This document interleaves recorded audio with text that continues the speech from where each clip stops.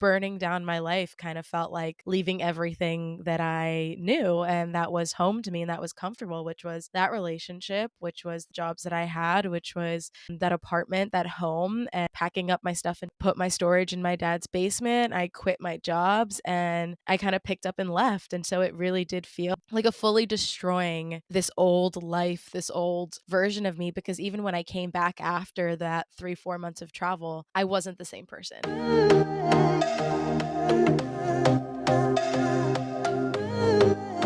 Welcome to the Travel Not to Escape podcast.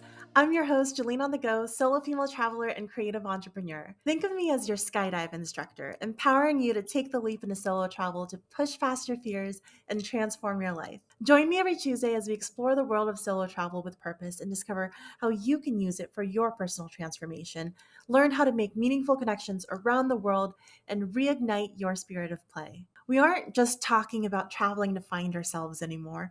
We're all about doing the work to understand who we authentically are, breaking through our limiting beliefs, and taking the leaps to manifest lives we are excited about. Through interviews, solo episodes, and meditations, each episode is packed with practical tips, strategies, and inspiring stories from guests who have transformed their lives through solo travel. Whether you're a seasoned traveler or just starting out on your journey, the Travel Not to Escape podcast is here to inspire and empower you to solo travel with purpose. Strap on your helmet. We're about to jump headfirst into the journey of a lifetime.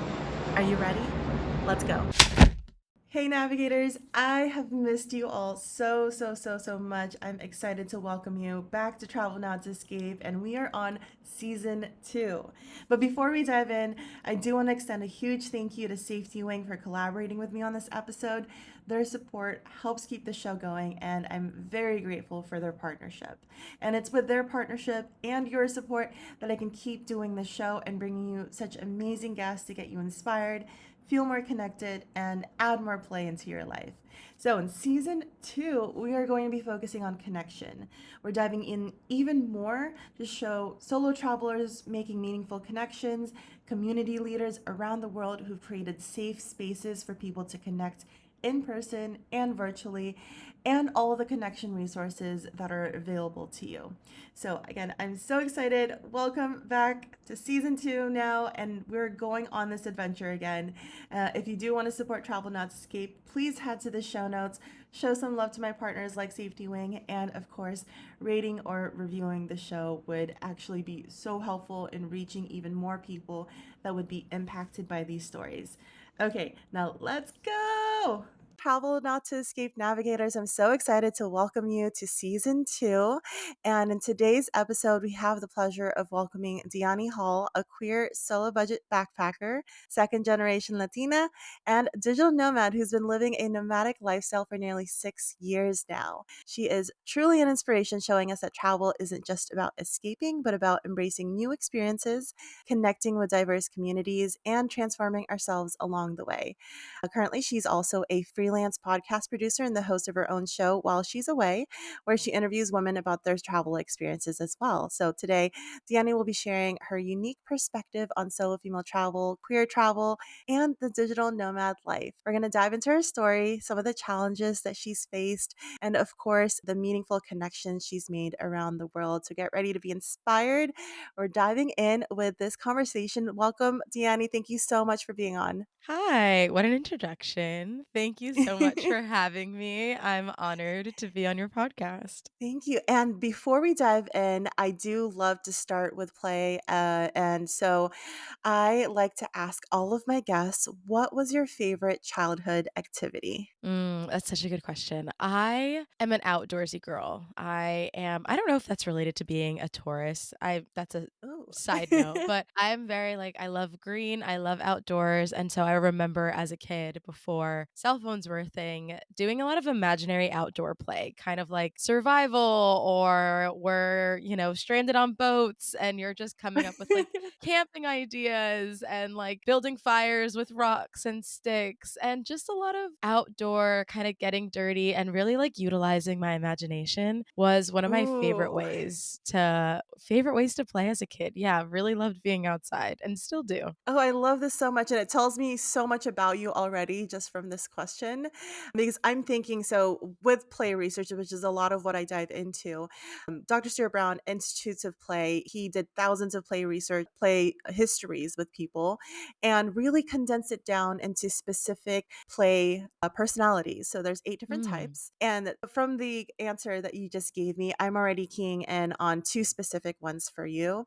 The outdoor piece that you mentioned, a lot of people love doing outdoor play, but they yes. love doing it for different reasons. So some people love Mm, being in their bodies, like they love that movement aspect. It sounds like for you, storytelling came out more, that imaginative play came out more, and also the yeah. exploration came out more in that outdoor play. So those are the two that I would really key in for your particular play personality is explorer and storyteller. Oh my god, wow. Actually, that resonates so deeply, and even what you said about, like, people like to be outside to move their bodies, I think it's almost Mhm. transition through adulthood into that, into now I Mhm. love a long walk in the park. I love there's a park nearby where I'm living right now, and I go every morning for a 45-minute walk just to, like, connect with nature, so I've integrated Mm. that love that I had for it as a child that was more imaginative, a little bit less imaginative now, but still has that same, like, grounding and connection, but definitely that resonates so deeply. Wow, thank you. I Yay. love that. Thank you. And it also I use it as a way to help people in adulthood reconnect with themselves, reconnect with that fire that they had when they were kids, the things that lit them up that, Yeah, of course, life ended up shrouding into the darkness sometimes. yeah, And I find that people, the ones that are most lit up as adults, again, have reintegrated some form of mm, play back into their life that connects with whatever play they had as a child. So for oh, wow. you, the storytelling may have transformed into aspects of your career while you Yeah, maintain some of the outdoor, the movement piece as part of yeah. the play outside of work. So, Yeah, it's interesting, right? absolutely. Yeah, that's so fascinating. I'm, like, now reflecting on the ways that I, like, play in my life now. I'm like, "Oh my god, wait," because I just a random, like, side note, I went on my morning walk yesterday, and there's this kind of, like, lake in the middle, this pond, it's pretty big, and you can see the ducks, and it literally looked like where fairies, like, go to play. Like, it's that kind of Oh, aesthetic in the wow. background, and I was on the phone with someone, and I just stopped and admired it, and I was like,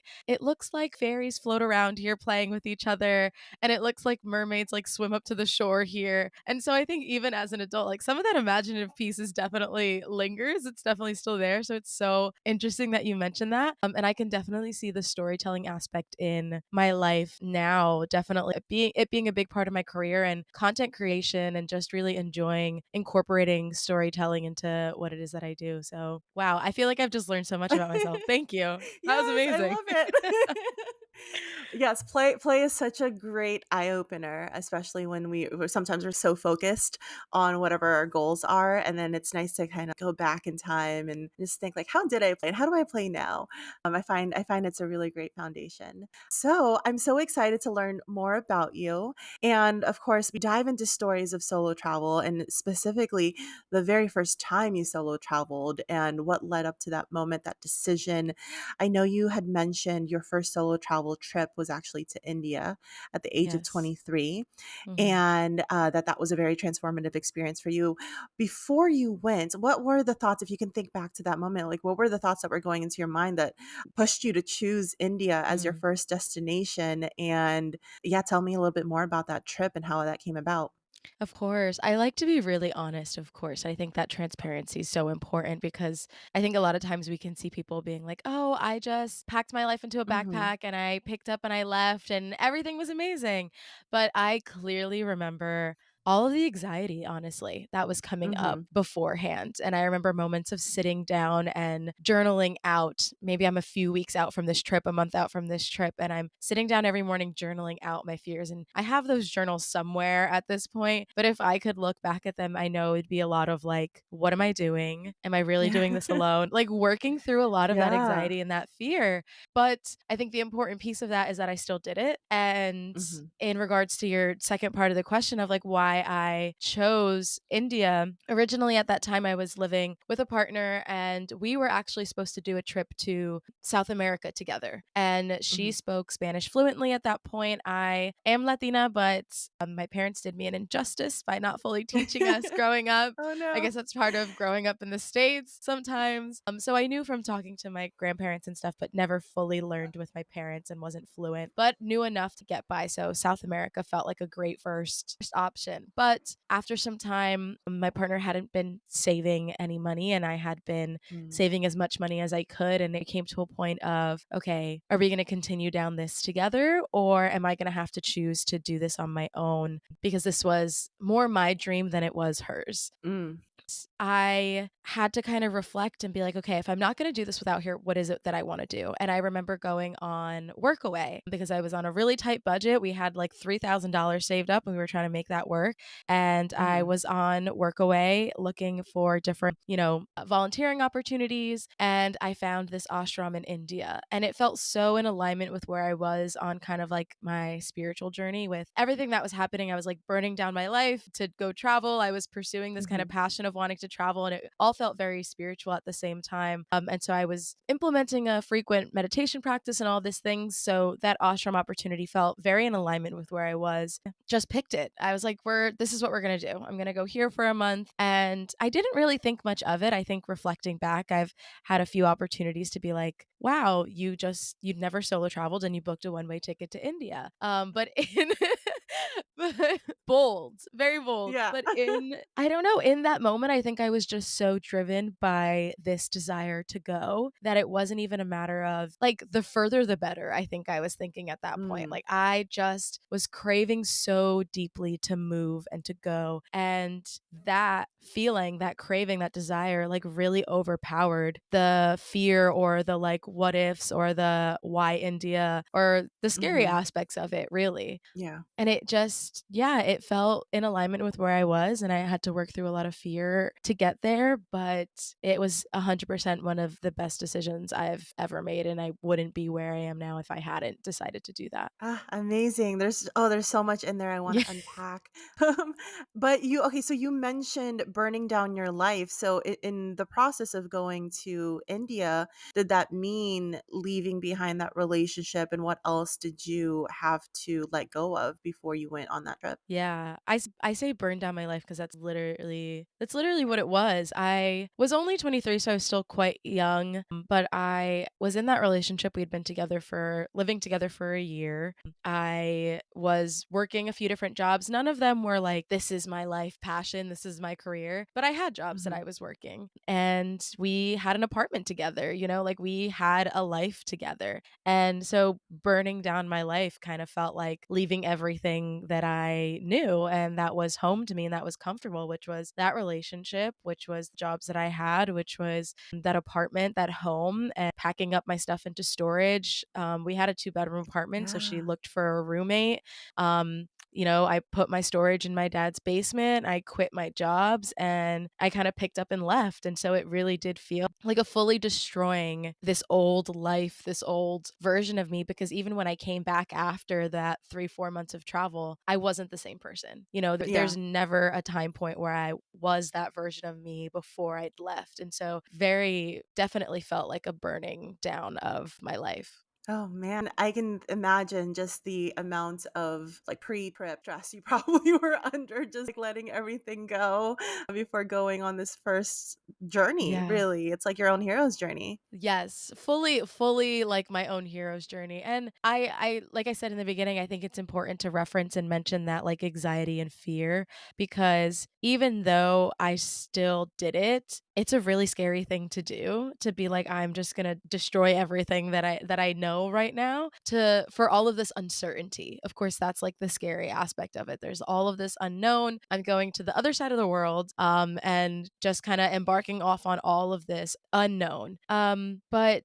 I don't know how to explain it other than like it felt in alignment, like, it was terrifying, but it also felt like the thing that I had to do. It felt like I remember that feeling, like, I can close my eyes and think back to that 23-year-old version of me, and it's like, I Mhm. remember feeling like I was gonna explode if I didn't leave soon, you know? It was just this, like, building Mhm. up inside of my body, and I had to the point where it's, like, screaming in your head and you have no choice but to Mhm. listen to it. Yeah, it's very all-consuming. I've been there in multiple points in my life. That Yeah. voice that you try to silence, it just starts to get louder and louder before you can't think about anything else in life. It's just this constant thing that do you want to put that voice into like your core and stuff it down with other distractions, or are you actually going to take the leap and do it? And it sounds like you did, and it changed your life completely. And I know that you mentioned you ended up in an ashram in India. You ended up shaving your head at an ashram in India.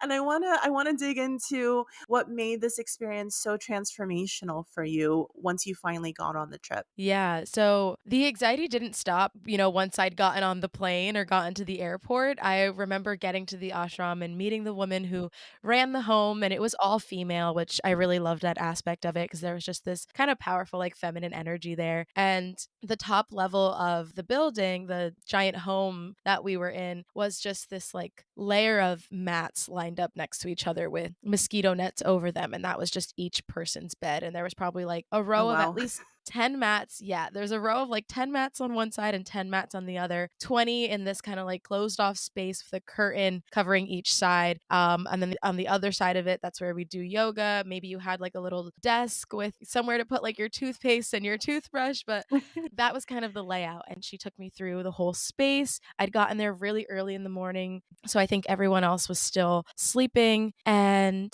I remember like putting my stuff down, finally alone. I'm on this mat, my mat, and I lay down and I like burst into tears. And it Oh, was wow. just so overwhelming of like all the build up to it, all the build up to this, and then being in it and you've already burnt down your life and now it's like, did I make the right decision? Like all of those things are Mhm. coming up and it was a really incredible unfolding. Of course I moved through that. I eventually like moved past that and got to the other side of that and had a really incredible time there. And like I said, it was an all female experience. And so we were waking up every morning at 5 a.m. and she'd come around like dinging the bell and we'd have to get up and get on our mats for an hour of meditation and for an hour of yoga every morning. And we'd have our duties around the home, cleaning or cooking. And there was a shaman that was there that we were like learning from and all of these things that were happening. And there was one point, so the story, and I'll explain a little bit how I ended up shaving my head and then Yeah. go into why that was transformational. But the story behind shaving my head, there was another girl at the ashram from Germany, younger girl, I think she was 19 or something, and Mm. she had a head full of dreadlocks and she ended up getting lice. Ooh. And because of her dreadlocks, it was really hard to get them out. So, a little side note, I remember us sitting out on the balcony of this ashram, and each girl would take turns with tweezers trying to pull lice out of her dreadlocks. Oh, wow. And she was trying to use all natural remedies and was really struggling to get rid of them. But she really didn't want to cut her dreadlocks. And something in me was kind of like, if you shave your head, if you cut your hair, I'll do it with you. And it was in this solidarity with her of like not wanting her to feel alone in it. And that conversation happened. And then, you know, we went off, I think we went off to the market or something, came back. And later that day or the next day, she had shaved her head. And I remember looking Wow. at her, yeah, and she was just had these beautiful blue eyes, such this radiant smile, was such a stunning girl. And I remember looking at her, and the dreadlocks had always kind of like crowded her face, crowded her appearance, and you could just see her so clearly, and she looked so beautiful. Mm. And I remember Wow. telling her and hugging her, like, you look incredible. You look so beautiful. And in that same moment, it was like, okay, my turn. Like, I told you I would do this with you. And the Mhm. only razor we had was from the shaman. And I went down to his Oh. space and I asked him to use it and he gave it to me. And so we went back upstairs. And I remember being in one of the bathrooms surrounded by all the other girls. And they're just emotionally supporting me of like, Mhm. you can do this, you've got this. And so I start myself and I'm shaving my head and then they Wow. start to help me with the sides and the back and before you know it I'm completely bald. And at the same time, I don't remember what was happening that evening, but at the same time there's like some girls in the kitchen, you know, cooking dinner and there's some girls out on the balcony like singing and playing guitar together, and I just, like, walk out and everyone's like, "Oh my goodness, like, you did it," and Yeah. complimenting her and I on, "You look so Mhm. radiant," and, like, "It's amazing," and it almost, like, makes me emotional now, but just this sense of community and, like, love and, like, being held by each other in that space and in that moment felt so beautiful, and it was transformational, one, because of all of that support, but also transformational because after that, and if you can't see me, you're listening to the podcast, I have really big curly hair, and I feel like for so long that became such a big part of my identity, Mhm. and then being bald and meeting people out in town and stuff after that and them saying, "Oh, what happened to your hair?" and having to come to terms with this new identity, this new version of Mhm. myself that I was presenting to the world. At the same time, I was embarking on this whole new journey as this new version of me. There was just so much change kind of coinciding, but it made it extremely impactful and transformational 100%. It's one of the highlights and biggest moments of travels ever that I've had. Yeah. Wow, that's amazing. And thank you so much for sharing. There's just so, hair is such a big part of our identity as women. Whether or not we inherently know it, it Yeah. is. It's the first thing people look at. There's commercials upon commercials and ads just for shampoo, and it's ingrained in us from an early age to have beautiful, voluptuous hair. And it sounds also like you had already burned down your life. You were just starting this new chapter, and it was like the last piece of your identity that you needed to shed as well. But Ooh. in this case, it was like you letting that go.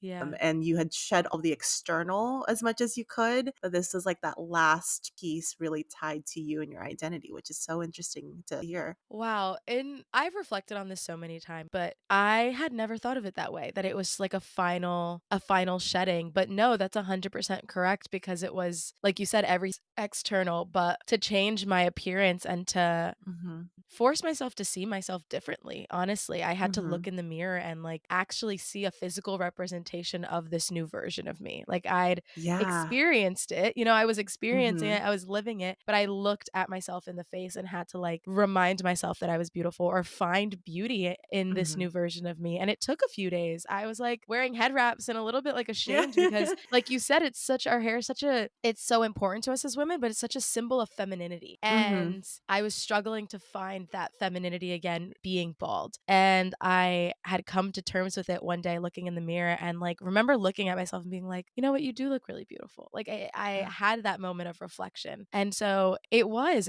a full, final shedding of all of the things. Yeah, fully. And I was going to ask you because when you first saw your friend, your immediate reaction was, "Wow, she's so gorgeous. Wow, all of that was weighing her down physically has lifted and Mhm. she seemed like a lighter person." And I was actually wondering if you eventually came to see yourself in that same way. I did. It took like I said, it took some time. I mean, the first few days, there was a lot of I think the shaving of the head releasing that brought up a lot of Mhm. feelings of those struggles with femininity and my self-esteem, my self-worth, like, those things were coming up, and I was like, "Ooh, like, where did that come from?" Yeah. Like, we weren't expecting all I did was shave my head. We weren't expecting, like, all of this kind of, like, identity to that I was struggling with my identity to come up, but, yeah, all of that was coming up, and after those first few days, I was able to find beauty in it, but also when I was Mhm. meeting new people, they were like, "Wow, like, that really suits you, like, you look so beautiful in this way," because I that was at the beginning of my travels, and I traveled through 3 other countries after that, and so I was constantly meeting new people, and they had never met this version of me with all the hair, and they Mhm. were just Yeah. meeting that version of me with that I was bald, and so they only knew that, and they were like, "Wow, you look amazing, like, you really pull that off well," and not that we always need external validation, but I think it can help to have that affirmation of, like, I'm working on finding the beauty in myself right now, and other people Mhm. are able to see it, other people are able to see it in me as well. So, that is something you're just left and right, like, pulling up these revelations, honestly, Yeah. because I did look at her and say like, "Wow, she looks stunning." And now to think of it too, there were plenty of people who eventually looked at me and said, "Wow, she looks radiant. She looks so beautiful." Mhm. In the way that she's carrying herself, still being feminine, still holding her femininity even without her hair.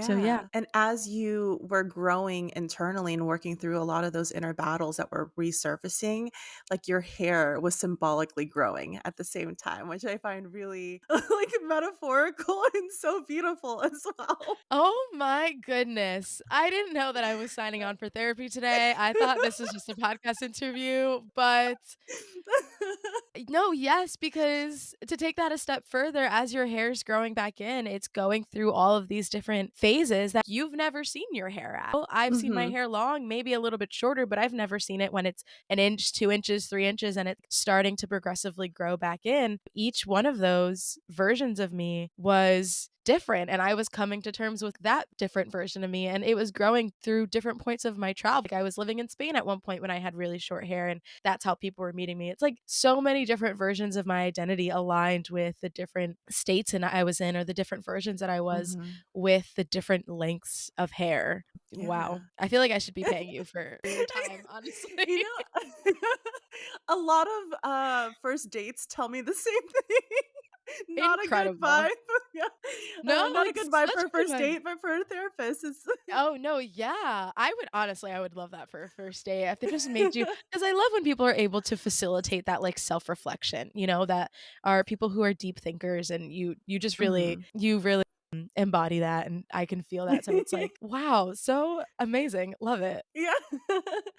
Well, so thank you so much for sharing that. And I find that such a beautiful like metaphor too, because even as I look at your podcast and a lot of your branding now, it is very much your hair is part of the big picture. So not only have you regrown it, but you've stepped into it in like a big and beautiful, bold way. So I Thank see it and you. I really appreciate just like the hearing from where you started to like where you are now as well. Thank you so much. That's beautiful, and I really appreciate that. I mean, it's very much a part of my appearance now, so it's not anything Mm. I can do about it, and I'm honestly in the opposite phase where I'm like, "Let's just see how long I can grow it." I've gone through just so Yeah. many transitions and different phases with my hair, but now, like you said too, in my content, if I'm doing talking head videos or forward facing, I'll get comments of like, "Wow, your hair looks so amazing." I was just talking about freelancing, but I'm glad you appreciate, glad you appreciate how my hair looks.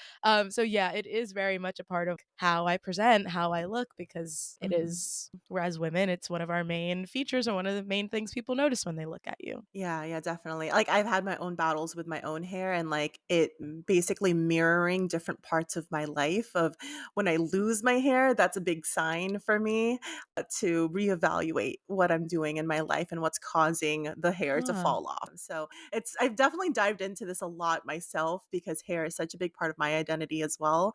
Yeah. And the changes that happen, whether it's in your control or whether it's out of your control, it really is represent I feel like the physical manifestations of the things that you're working through internally are very much a real thing. Yeah. So you ended up in Brazil at some point. Was this part of the same trip or did you come back after? So you went to India and then where did you go after that? And then what was that coming back period like, the travel to Brazil? Okay. So during that time after India, I went to Thailand, Vietnam, and Laos. And I Mhm. was traveling through all of those countries for a total of 4 months, basically until I ran out of money and Mhm. basically had enough to buy a flight to get back home, was really where we were at.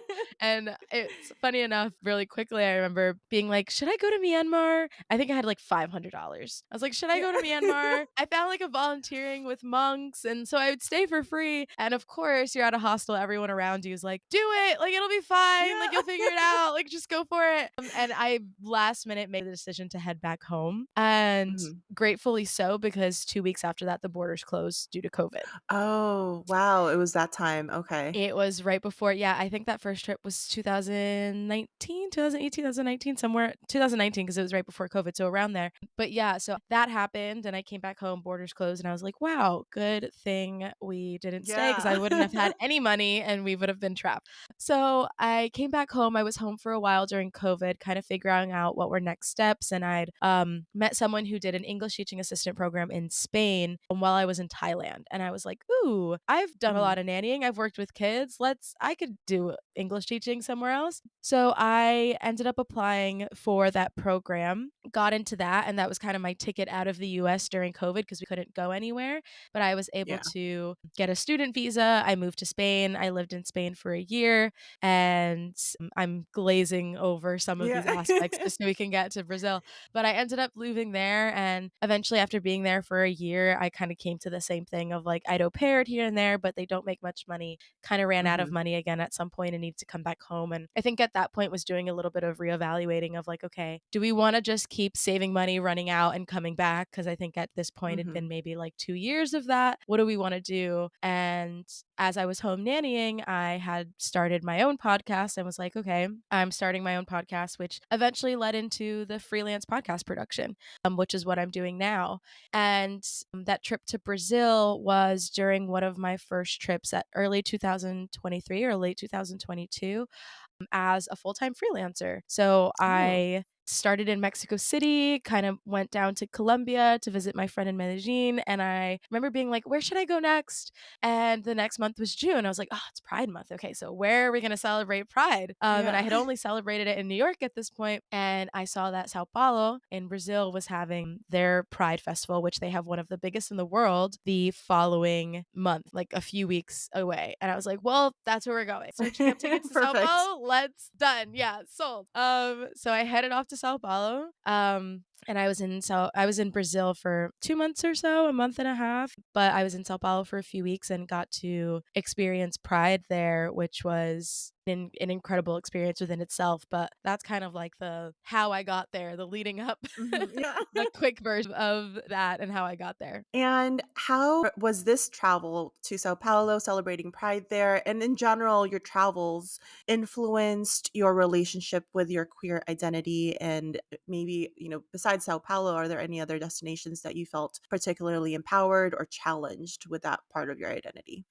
I love the way you frame that question. It's interesting to see because I think my queer identity has expanded as my travel identity has expanded. And I think when I first started traveling, it wasn't something that I had leaned into as much, like finding queer community. And I think I was dating women along my travels, but finding the queer community wasn't as big of a focus as it is now, as it became more and more a part of who I am and how I identify and how open I am about it.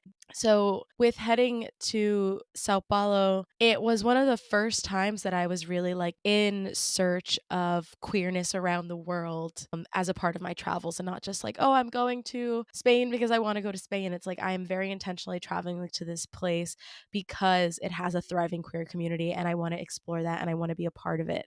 And yeah, it wasn't as much of a part of my travels before then when I had been in Spain and traveling around. It was, people around me knew that I was queer. I had a few queer friends, but like I said, it wasn't a big goal of mine to like build and create and find queer community. Maybe because I thought it would be something that would be difficult to have. And when you're kind of surrounded by a lot of straight friends or hetero friends, you just kind of know that you're like that one queer person, like the Mhm. person in the group. And so it's a little bit difficult to go out looking for queer community. But like I said, Sao Paulo was one of the first times that I did that. And I think because that specific time felt so refreshing, I stayed in this hostel called O de Casa. And if you're in Sao Paulo, I totally recommend it. It's a party hostel, but it was fun party vibes for Pride. Yeah. But of course, there were a lot of other queer people there because they were there for Pride as well. And so I got to make queer friends from different parts of the world and got to celebrate Pride with them, but also get to like explore their stories of queerness, in our travels together and getting to go to like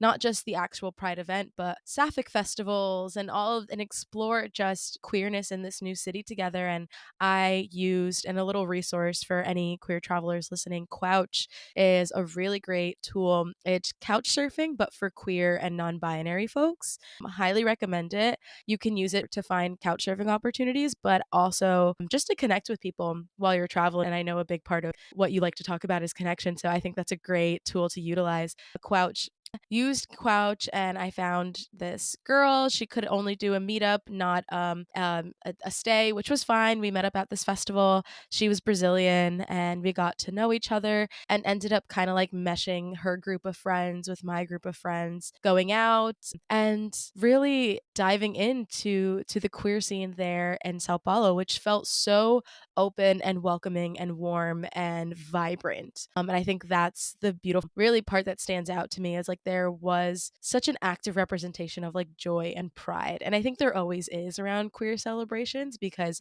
a lot of queer people and the ones who have came before this have gone through so much to get to this point where we can be open and experience this joy. And so getting to witness it, not just in my home country, but in other countries as well, has been an incredible part, Sao Paulo specifically. But now it's kind of a part of my travels in general, like being in different countries, I look for queer spaces to go to. And now I'm leaving to Buenos Aires next month. I'm going to be in Love it. Argentina. I'm so excited. It's my first time, but I'm specifically decided to go during their Pride. And it's at the end of October, beginning of November. I've had a few queer friends say that it's really queer friendly, very open, Mhm. very lot of queer community. And so now it's just something that I actively search for in the places that I go to because it adds that extra level of warmth and feeling just safe and secure in those Mhm. spaces and feeling seen. Like yes, you feel seen meeting other solo female travelers and you have this understanding of each other, but there's just this extra layer of meeting other queer travelers that you can understand each other on this deeper level. And so, yeah, that's how it's become kind of ingrained into my travels and what I look for when I travel. Oh, I love that. Thank you for sharing. And I also love that now it's actively something that you try to find. And I definitely want to link that resource as well. And if you have any other resources for other travelers, I think that would be really helpful to be able Absolutely. to find community. I'm actually building an app that has all the community resources in there, connecting it with play and a bit of AI as well to make it a little bit easier because I've also found that it's quite difficult to find the communities that you're looking for, and everyone Yes. is different, right? Like you might identify as solo female traveler, but we all are such layered people. There's so many different parts of our identities that like you want that part also to see the light. And in what ways A can you do that 100%. and what's offered in a city that you're traveling in as well. So yeah, definitely would love all of those resources. I can share that Yeah. with the listeners too. Of course. So there's Crouch, like I mentioned. There's two more that come to mind right now. There is LGBTQ Backpackers. It's a Facebook group. They also do group tours, which is like if you're interested in doing group trips exclusively for queer people. So I think that's really fun. But LGBTQ Backpackers, this Facebook, you can just go on and post about yourself and connect with other backpackers who are traveling in different spaces and meet up with people in that way. There's also another, I think, fairly new, Hannah Dixon, the digital nomad kit on Instagram. She recently launched Rainbow Remote, and it's a queer group as well, queer community for digital nomads who are of the queer community. And so it's a nice way of like being able to connect with other digital nomads specifically that are queer. So those are two that come to mind. Those are three in total that come to mind that I think are really helpful to utilize. And if you're ever looking for other queer group trips, I know Every Queer does queer specific group trips. And if you're new to travel and you want to be in a space that feels safe to you as a queer person, I think definitely looking at some of those resources and connecting with other queer travelers before heading out can be a really helpful way of easing your mind and making you feel more comfortable on those travels. Amazing. Thank you so much for sharing those resources. I know I've had some friends as well that have like asked and I didn't know, not being an ally myself. It's like, okay, I definitely will get some more resources just to understand like what's in the space and like what are people utilizing that also is safe. Because safety is Yeah. one of the things that you are is always top of mind as a solo traveler, but I'm sure also as a queer traveler going into different Yeah. countries and not knowing maybe what the landscape is. Yeah, I think in that sense, I have a lot of privilege in being someone who doesn't actively present as queer. I think it depends. There's a lot of, say, more mask lesbians or more feminine presenting men or trans people, and we all kind of present differently. And my queerness, a lot of times, is a lot easier to mask than other people's queerness. And it's a blessing and a curse because sometimes when I'm in queer spaces, I want to look queer and I want to 1000% is queer, but I don't always. But in terms of safety, I feel really safe on that end. And I have traveled with a partner recently. We were in Costa Rica, and I think we just kind of like use what's the word? Judgment. Discernment. Yeah. Yeah, like use discernment, use judgment. We were never felt unsafe or uncomfortable, and we were quite open. I think Costa Rica in general feels like a really safe Hmm. country. It can obviously vary depending on where you are in the world, but I think use your better judgment of like limiting physical touch and affection in certain places. And, I traveled with a partner in Colombia as well and felt really fine. But in certain scenarios, we just were more careful than in other scenarios. Or we got mistaken for sisters rather than Yeah. like partners or something. And that can be used to your advantage, where it's like, people don't need to know. Sometimes it is somewhat unfortunate that like you have to, not somewhat, it is unfortunate that you have to keep these things kind of top of mind because anything can happen. I've had friends, and it's not just abroad. I was speaking to a friend recently who was in Miami, of all places, Oh, wow. Florida. Yeah, Miami, Florida, with her partner, and had some like family, this father of a family, like yelling at them in the street, and, like calling them an abomination for like they think they were holding hands. So I think that's important to keep in mind is like this doesn't just happen. It's not something that just happens outside of the States. It's definitely something that happens within the US as well, depending on where you are. So always using discernment, always using judgment, and yeah, definitely being mindful. There is, and the name is escaping me off the top of my head, but I will find it for you and I will send it over to you so you can include in the show notes for your listeners.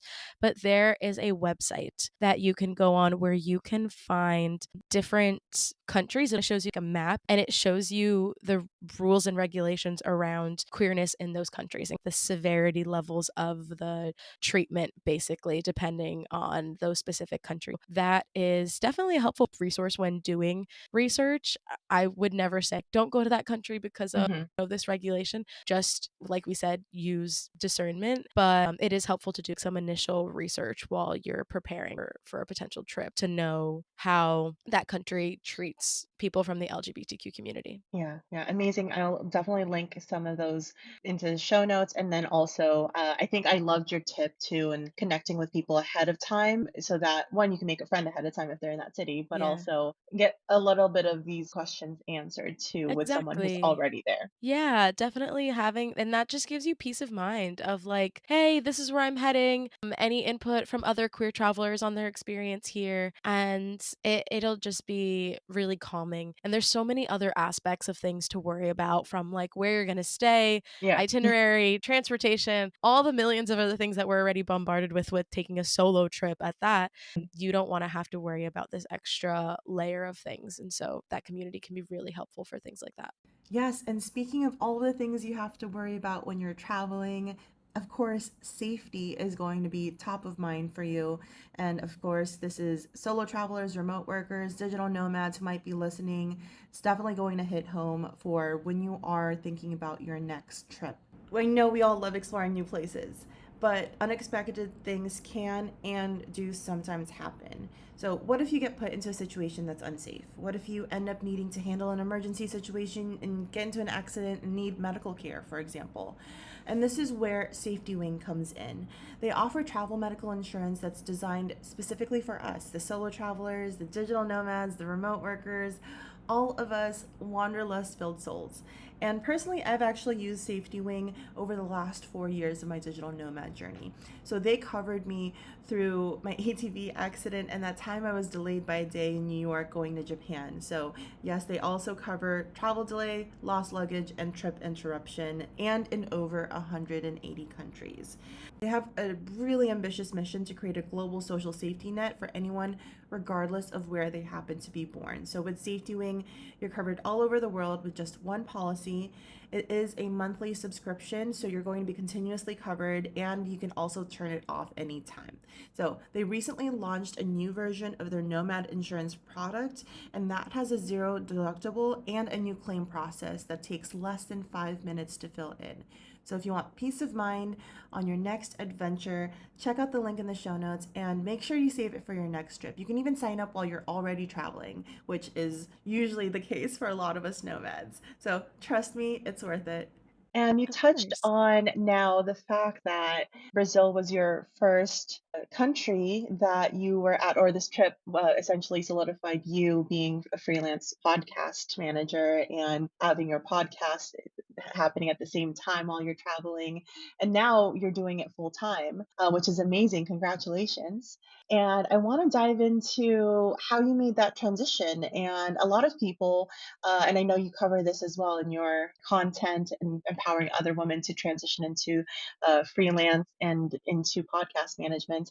And I want to understand like how you made that decision for yourself and what are the first few steps so that people can also take the leap, go down this career change and become digital nomads also. Yeah, it's a It's a good question, but it's such a big question. it's a big question. But I will try to answer it without, like, going off for the next 20 minutes. So, to start with how I started, I think it was a lot of just dabbling in trial and error. I had, like I said, started my own podcast, and that was kind of the what led into, me freelancing. I started utilizing my network and letting people know within my network of like, "Hey, I'm gonna be offering this service now. I'm gonna start freelancing." Didn't really have any clue what it was that I was doing or getting myself into, but that was what I was gonna be offering. And one of my first clients was like a connection from a friend. I started doing some work for them on a trip before this trip to Central and South America. I was in Europe at the time and I was traveling around just starting to get used to creating a contract, like project management software, navigating all of these really simple startup things with a client.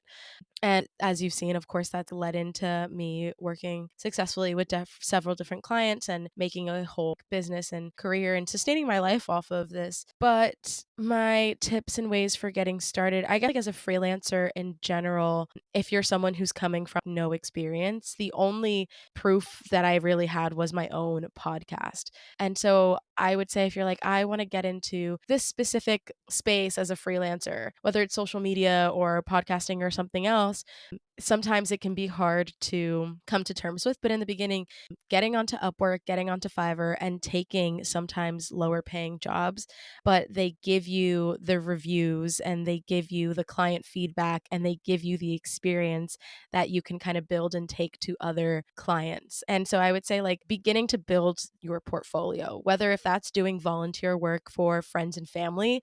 Hey, maybe your friend has a podcast. Okay, could I edit that episode for you? Or could I work on the copy for that podcast for you in exchange for a client review, in exchange for a testimonial? Because those testimonials are going to be really useful as you are trying to get past that beginner phase because you have proof in the pudding. Okay, they're a potential client's asking for work samples. Oh, well, I have X and X. They don't need to know that maybe you didn't get paid for those things. It was just like a work exchange, but you're building up that experience. So I think in the beginning that can be really useful and utilizing those Upwork and Fiverr platforms, along with using Upwork and Fiverr. I'll really mention sending thoughtful proposals for projects. If the potential client sends links to like their website, I always say like go and stalk them, do that upfront research, and then you can look at their content and really give specific advice on like the problem that it is that they're wanting solved, how you can help them, and including that in the proposal of like, okay, I'm noticing that you're wanting to increase your followers, but you haven't been posting consistently on your social media platforms. So one of the things that we would do is implement a content schedule and break down and you know what I mean? So like really getting to know that their issue and sending a proposal from that place. That's specific with Upwork and Fiverr. And then I think outside of that, another tip would be utilizing your social media platforms. Social media is a huge, basically a giant portfolio, and you can really utilize and optimize it for that. So a few examples of doing that is making sure that your bio or that your name or something has freelance podcast producer, freelance podcast manager, editor, whatever it is that you do, have that in your bio or in your name. So when people search those keywords, you come up. And I always say, like, not all of your content has to be around that. Of course, I have it on my page, but most of it is like travel content and other things. Also, your pinned posts and your highlights. I have a highlight reel on my Instagram with client testimonials. Having that up there, once you've done the initial work of like building up some of those client reviews and testimonials, having that there. So if people do find you on social media, they can see that. If you have a highlight, like one of the pinned posts maybe on your Instagram is your offerings about me, like why I offer this, like what it is that you offer. That link in bio goes back to either your website. And if you don't have a website, maybe it just goes to your Calendly link so people can book a discovery call with you, and really optimizing your social media for what it is that you're going to be offering. And that doesn't mean that the clients will automatically flock to you, but have had it happen a few times where people have found me on Upwork and have found my social media and have come and messaged me on Instagram because I had all of those things, and they kind of went through those steps of, okay, she's a freelancer. Oh, these are her client reviews. Oh, let me go to the link in her bio. And you'll be surprised at like how many times that does work. And then of course, if you want to like create content around some of your offerings and what it is that you offer, that's always helpful for people to have more of an idea of like what it is that you do. But those are just some intro steps of getting clients, starting to build a portfolio. And yeah, there's a lot of other logistical aspects of how to work with clients. Yeah. I think a really great resource is Honeybook. I absolutely adore them because you're able to do everything from initial meetings to sending a contract, sending a proposal, sending an invoice, all of that through Honeybook. So it can take a lot of the stress out of it when you're new of like, I don't know how to start this. Well, there's templates for everything on there. You can send invoices right on there, and do all of that. And so setting up some of the back end is made easier with resources like Honeybook. Yeah, I No. hope that covers No, some it things. does. I think that's like helpful because there's so many ways that you can live this lifestyle, and I it's great to have some like first person like clarity too on, okay, this is what you do and these are some initial steps. I know you also offer, do you have a course or a workshop series that goes with? Yes. Yeah, so there's a workshop that I offer where I go even more in depth in all the things that I mentioned, and I talk about even more ways to find clients. I talk about in becoming specifically a freelance podcast manager. And so some of the intro steps and things that you'll need to know to start working with clients, skills you'll have to have, project management softwares to use, all of these things, and really taking you from not knowing anything to fully how to get started and potentially securing your first client through this workshop. It's a 90-minute workshop. It's not a big, intimidating course. I didn't want to create a full course because I know a lot of times we can, and I've done it before too, where you're like, this is going to solve my problem, and you buy it, and then you do Yeah. the first module and you don't look at it ever again. Right? And it's like you spent $500 on it and you never touched it again. And so this is at a smaller price point, a smaller workshop that you could kind of like maybe sit down and do it all in one sitting. And it doesn't feel like overwhelming and you're not going to get paralysis. Like, oh my God, there's so much to learn. There is a lot to learn and there's a lot for you to execute on after having gone through the workshop if you want to see results. But I try to break it down into an easier way to do it. And of course, I'm always happy to like answer questions. If you have questions about freelance podcast management or anything, come find me on Instagram and DM me, and I'd love to answer and chat about this kind of stuff. Hey, thank you for being a resource, and I'll add your workshop as well as all of your links into the show notes. So thank you. So you've been traveling for almost 6 years now, right? And that's an immense amount of time to be living this lifestyle. So I want to know how your approach to travel has changed, if Hmm. it's changing even currently, and what's next for you.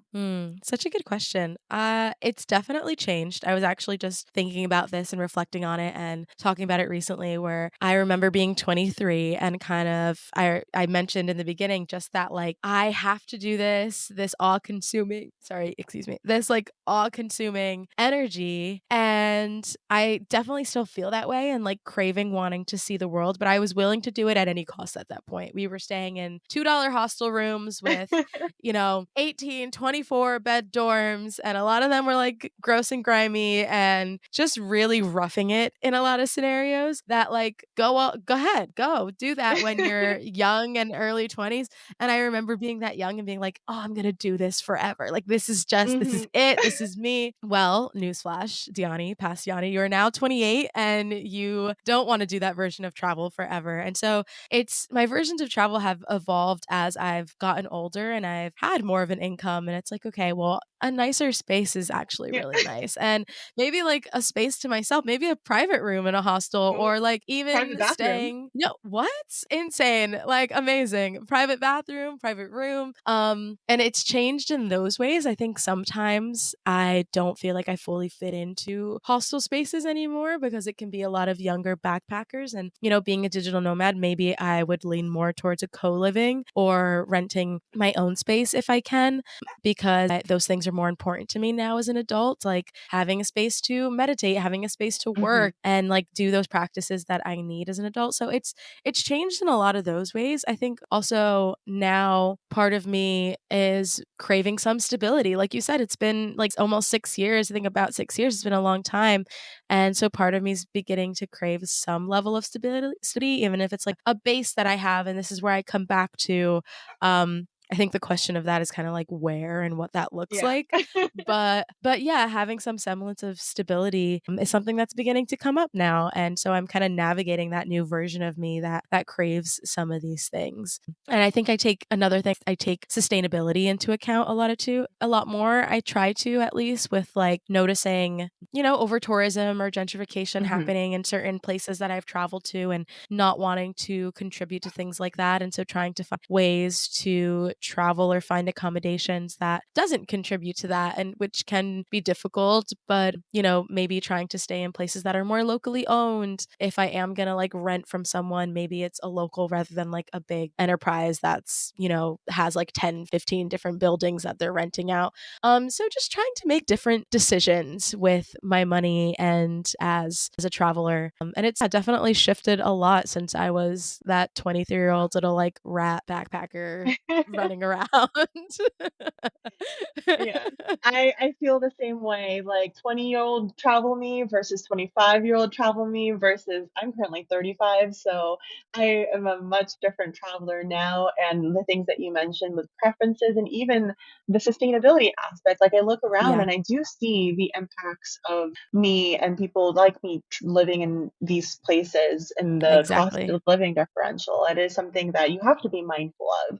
Not saying Of don't course. travel, but it's be mindful of the way that you're traveling. And I think that that's Yeah. beautiful that you're also taking that into account now. And it definitely is part of the journey, I think, right? It's Yeah. not just you start off on a journey of self, but in that journey, you realize that there's layers, as we've been talking about, and Yes. the layers is with other people that you're interacting with, but also the spaces, the communities, the countries, the larger Yeah. systems that you are entering into that you do impact in one way or Yeah. another. No, 100%. And you don't always notice those things in the beginning because you're just so thrilled to be out and traveling, and oh my Hmm. goodness, like, but as you become more seasoned and as you experience more countries, you slowly but surely, but hopefully, I hope that happens to all travelers, begin to see your impact, and then you're forced to make better choices and different choices. And even if not everyone's making those different choices, you are, and those things matter to the communities. I think we're taking so much away from all the places that we're traveling to. We have this freedom, and a lot of times we have this privilege even to be there, to be making money in USD and spending it somewhere like Vietnam or somewhere like Hmm. India where the cost of living so much lower, and we have all of this privilege, and it's like the least that I can do is give back to the world that's given me so much and given me so many experiences, given me so much joy, giving me so many people that I've gotten to meet, and the least I can do is give back in this really positive way. And outside of that, I think additionally a resource if you're looking to learn more about sustainable travel, I interviewed Erin. She's Pina Travels on Instagram, but she has a podcast too called Curious Tourism, where she interviews and talks about sustainable tourism and over tourism with all of her guests. It's like the main focus of the podcast. And it's a really good listen if you're wanting to learn more about what does it mean to travel sustainably and what is over tourism. And for those listening, as you begin to travel too and are traveling and realize that like, you want to have a better impact, it's a helpful resource to go back to. So Amazing. Okay, I will add that in. Maybe I'll even interview her. That would be great. yeah, she's lovely. Yeah. Amazing. So, thank you so much for being on. This has been such a beautiful conversation, and thank you for sharing your journey all the way from India, burning your life down to where you're at now, and all the things in between that we definitely glazed over. Thank you. And I want to just leave with one last, maybe thinking about to that version of you when you were 23 and imagining the listener potentially being at that same point in their journey. What is one tip or advice that you would give that version of yourself, that version of this listener who is tuning in today, just starting their journey? Such a good question. I feel like anything that comes to mind is like sounds so cheesy. But it's so real of like it's going to be okay, you know? Of like you don't need to have it all figured out at this point. It might sound what's happening right now might seem catastrophic of like, "Oh my goodness, I've just burnt down my whole life. I've done X, Y, and Z. What's going to be next?" There's all this fear coming up, and I think in those moments, you are being asked to have a level of surrender and a level of trust that can be really difficult, but can have really beautiful outcomes on the other side of it. And so, if you can get through those phases of fear and anxiety and work through them and stay grounded in trust and stay grounded in, like, I'm exactly where I'm meant to be and everything is happening for me and there Mhm. is beauty on the other side of this, then you are rewarded for that with meeting beautiful people and with beautiful experiences. And the universe really sees and like matches that. It's like, okay, she's gonna trust me. I'm gonna deliver to her everything that she deserves and everything that, she wants to experience. And it I mean sounds very like woo woo and whatever, Yeah. but it's really true. And I think that's the thing that I would tell my younger me of like, you're gonna be fine and you're gonna have an amazing time and it's gonna be everything that you expected and more, and so much more, but you wouldn't have known unless you've done it. And so for other people who are at that place as well, that's it. It's like sometimes that's all you can kind of hold on to is trust when you're craving something so deeply. Like if you're in that place of just all consuming craving of I have to do this, it doesn't make sense, but I have to do this, you're just being asked to trust. And if you can do that, then it'll be amazing. Trust, that is my biggest lesson as well, which is so hard, but it's Still so learning it. essential. Yeah, Still learning it every day. it's a constant thing. It's like different levels of trust as Oh, well. 100%. Yes. Perfect. Thank you so much. Okay, so we are down to our last question, and I like to do a little play sandwich. So, how is play part of your life currently, and what are the things that you do maybe on a daily basis that feel like play? How is a play a part of my life daily now? I don't do this daily, but I've recently, I'm very much a park person, like we mentioned at the very beginning of Mhm. this. I love being outside. And so I love one of my favorite things to do is just like take a blanket and go lay in the park. But sometimes you don't want to read, and sometimes you don't want to journal, and sometimes you just don't want to be on your phone at all. So I asked my partner, and they got me a coloring book and Oh. crayons. Not crayons, colored pencils. Mhm. And so now I kind of like take it with me when I'm wanting to just like lay in the park and relax, but do something somewhat like mind numbing. And it does feel like a version of play and expression of just laying there coloring. And so that's one of the ways that I try to incorporate play in my life on a frequent basis. But outside of that, I think it's just finding things to enjoy. Like a few weeks ago, my partner and I were going to go out to a bar and we passed by this roller skating rink and we're like, should we just go roller skating instead? Yes. And we like went into the I haven't roller skated in years. I did okay. She was much better than I was, but just going into the roller skating rink and being like, let's just play. Like, let's just have fun with this. Let's just enjoy it. We recently got a Lego set from like Target, and whenever we have some spare time, we're putting together some Legos. And really, like, whatever it is, as small as that, as a coloring book, as a Lego set, just finding little ways to like make it a part of my week, even if it's not daily, my week, and remind myself that like we still enjoy playing, just because we're Yes. adults, it doesn't mean we don't stop playing. Yes, I love it. It's a mindset really, and it's like seeing everything as like an opportunity to be lighter and like be in the moment. And thank you for sharing that, and thank you for sharing this story. And I've loved having this conversation with you. I appreciate you so much, and yeah, this is so lovely. Thank you so much. This has been one of the most like refreshing and and like lovely interviews that I've done in Oh, some time. And you've been so just thoughtful with all of your questions and the way that you ask and present. It's been so lovely. So thank you for having me and thank you for sharing this space with me. yay, thank you. And I'm going to close out. Thank you also to the listeners. Thank you, Dianni, for sharing your story of transformation, connection, and play with us. I'm so grateful. And thank you, listeners, navigators, for tuning into today's episode. I hope the story resonated with you and inspires you to transform your life through travel. Thank you for tuning in to another episode. Stay safe on your adventures and don't forget travel medical insurance if you're going to be hitting the road soon. Again, I recommend Safety Wing and I have linked it in the show notes. Until next time, happy travels, everyone. Until next time, keep exploring, connecting, and playing, and safe travels, navigators.